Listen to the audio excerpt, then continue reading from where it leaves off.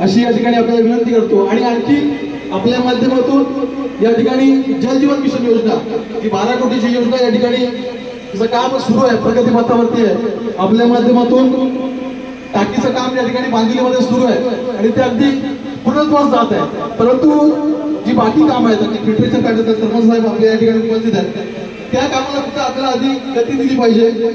ते काम लवकरात लवकर आपल्याला कशा पद्धतीने करता येईल, जेणेकरून या ठिकाणी या साऱ्या रहिवाशांच्या पाण्याचा प्रश्न जो आहे तो निकाली निघेल।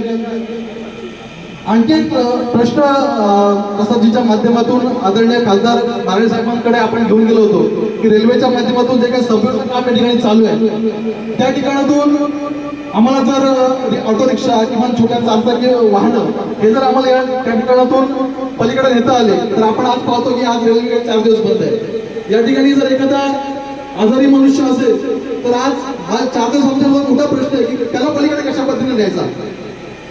तर तो सौव्य जर आपण खासदार साहेबांच्या माध्यमातून त्या ठिकाणी प्रयत्न केले आणि त्या ठिकाणी जर किमान चारचाकी वाहनं, छोटे ॲम्ब्युलन्स जे काही इको ही जर त्यामधून गेली तर रेल्वेचा जो प्रश्न आता ठिकाणी उभा राहतोय तो प्रश्न निकाली निघेल। तर या साऱ्या प्रश्नांचा आपल्या माध्यमातून ते सोडवले जावेत एवढंच या ठिकाणी विनंती करतो। आणि आपल्या सर्वांना आपण येत्या 7 तारखेला आपला पप्पू दादा जो कमाल विषय घेऊन या ठिकाणी निवडणुकीला सामोरं जातोय, त्यानंतर सुनीताताई सुरेश टोकरे हे धनुष्यबाण हे चिन्ह घेऊन या निवडणुकीला सामोरं जात आहेत। या दोन्ही उमेदवारांना अतिशय भरघोस मतांनी आपल्याला विजय करायचा आहे। धन्यवाद। जय हिंद, जय महाराष्ट्र।